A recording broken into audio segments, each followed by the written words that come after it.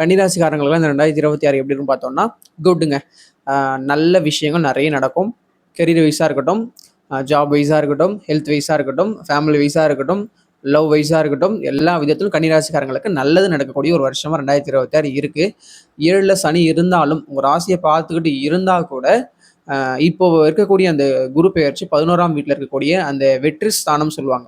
அந்த இடத்துக்கு குரு வர்றது ரொம்ப நல்ல விஷயம் கன்னிராசிக்காரங்களுக்கு. 6ஆம் வீட்டில் இருக்கக்கூடிய ராகுவும் 12ஆம் வீட்டில் இருக்கக்கூடிய கேதுவுமே கெரியரில் ஜாப் வைஸும் நல்ல இம்ப்ரூவ்மெண்ட் கொடுப்பாங்க இந்த 2026 எண்டு வரைக்குமே. ஏன்னா 2027 ராகு கேது பயிற்சி வருதுன்றதுனால கன்னிராசிக்காரங்களுக்கு 2026 குட்டுங்க.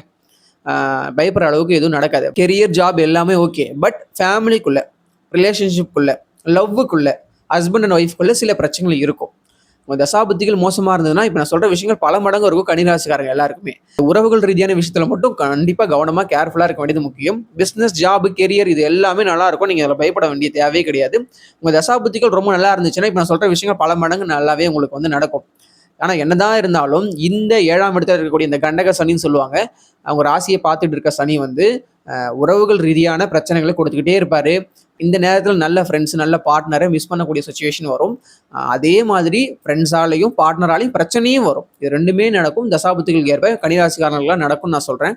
ரொம்ப மோசமாக இருக்கா ஜோதிட நல்லன்னு கன்னிராசிக்காரங்கள் கேட்டீங்கன்னா இல்லை, கண்டிப்பாக நல்லாவே இருக்குது. ஒரு டீசெண்டான ஒரு வருஷமாக 2026 இருக்கும்.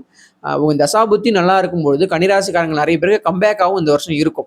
2028 அப்புறம் அது சுமாராக இருக்குன்றது அது அப்போவே பார்த்துக்கலாம். பட் 2026 கன்னிராசிக்காரங்களுக்குலாம் ஒரு ஃபுல் ஃப்ளெட்ஜான ஒரு வருஷமாக இருக்குது.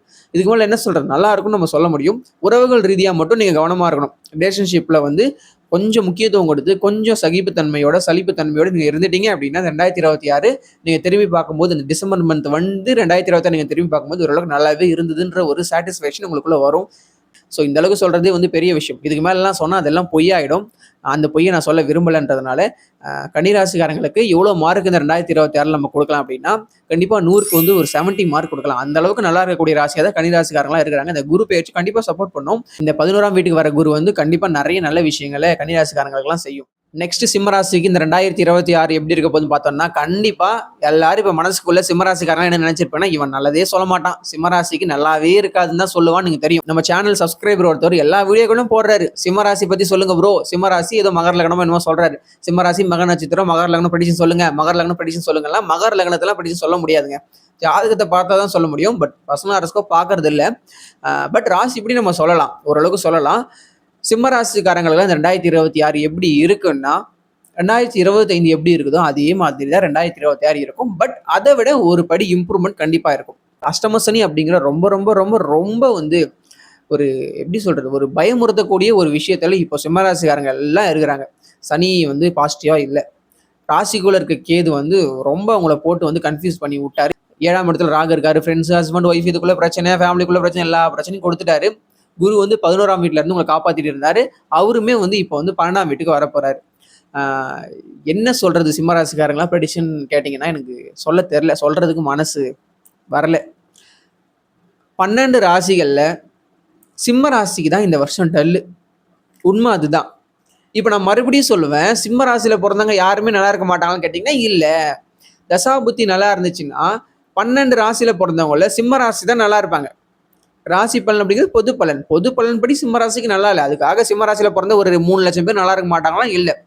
உங்க ஜாதக தசா புத்தி நல்லா இருக்கும்போது, ராஜயோக தசை நடக்கும்போது உங்க லக்னத்துக்கு 5, 9 அதற்கு உண்டான கிரகங்கள் நல்ல பாவகத்துல உட்காந்து நல்ல கிரகங்களோட இணைந்து கரெக்டான வயசுல உங்களுக்கு தசை நடந்ததுன்னும் போது நல்ல விஷயங்களை கொடுக்கும். இந்த சிம்ம ராசிக்காரங்களுக்கு இப்ப நான் சொல்ற அஷ்டம சனி, இந்த ராசியில கேது, 7ல ராகு, குரு 12ல மறைய போறன்ற விஷயம் எதுவுமே நடக்காது. உங்க ஜாதகத்தை பாருங்க, உங்க ஜாதகத்தை ஒரு அஸ்ட்ராலஜிட்ட கொடுத்து பார்த்துட்டு உங்க ஜாதகப்படி நல்லா இருக்குன்னு சொல்லிட்டாருன்னா இப்ப கோச்சாரத்தாலும் நமக்கு எந்த பாதிப்பு ஏற்பட போறது இல்லை. ஜாதகத்துல நல்லா இல்லை, தசா புத்தி சரியில்லை, ரொம்ப அவயோக தசையா நடக்குது, சனி ராகுன்ற பாவகரங்களோடு சேர்ந்து தீமை செய்யக்கூடிய இந்த 6, 8, 12 அப்படிங்கிற உங்க ஜாதகத்துக்கு அவயோக பாவத்துல அமர்ந்து தசை நடத்துறாங்க, சஷ்டாஷ்டக தசா புத்திகள்லாம் வர இருக்கு அப்படின்னா இப்போ கோச்சாரமும் சரியில்லைன்னா நிறைய பிரச்சனைகள் சிம்மராசிக்காரர்களுக்கு வரும். அது என்ன பிரச்சனைகள் வரும்ன்றது உங்க மைண்ட் செட் எதை நோக்கி டிராவல் ஆகிட்டு இருக்கோ அதை நோக்கி சில பிரச்சனைகள் வரலாம். ஆனால் கோச்சாரப்படி இந்த வருஷம் சிம்மராசிக்காரங்களுக்கு டல்லு தான். இந்த ஒரு வருஷத்தை நீங்கள் கடந்துருங்க. 2027 ரொம்ப சூப்பராக இருக்கும் சிம்மராசிக்காரங்களுக்குலாம், நான் அடித்து சொல்வேன். ஆனால் இந்த ஒரு வருஷம் சிம்மராசிக்காரங்களுக்கு நல்லா இல்லை, அதுக்காக கவலைப்பட வேண்டாம். அவங்க தசா புத்தி ஜாதகம் ஸ்ட்ராங்காக இருந்துச்சுன்னா இப்போ நான் சொல்கிற விஷயங்கள் நடக்காது. சிம்மராசிக்காரங்க ஒவ்வொன்று இருப்பான், கொடி கட்டி பறப்பாங்க. சிம்மராசியில் பிறந்தா வாழ்க்கையோட உயரத்துக்கு போவாங்க. எல்லாமே உங்கள் ஜாதகப்படி தான் நடக்கும்ன்றனால கோச்சாரப்படி சிம்மராசி சரியில்லை. சிம்மராசியை பற்றி நான் அதிகமாக பேசுறது இல்லைன்னா அதுக்கு ஒரு ரீசனும் இருக்குது. இப்போ இருக்கக்கூடிய சுச்சுவேஷன் அப்படியே ஹேண்டில் பண்ணுங்கள். கண்டிப்பாக நமக்கு ஃபியூச்சர் நல்லாயிருக்கு. இப்போ நல்லா இல்லைனாலும் ஃபியூச்சர் நல்லா இருக்குது. 2026 ஓரளவுக்கு ஆவரேஜாக இருக்கும்.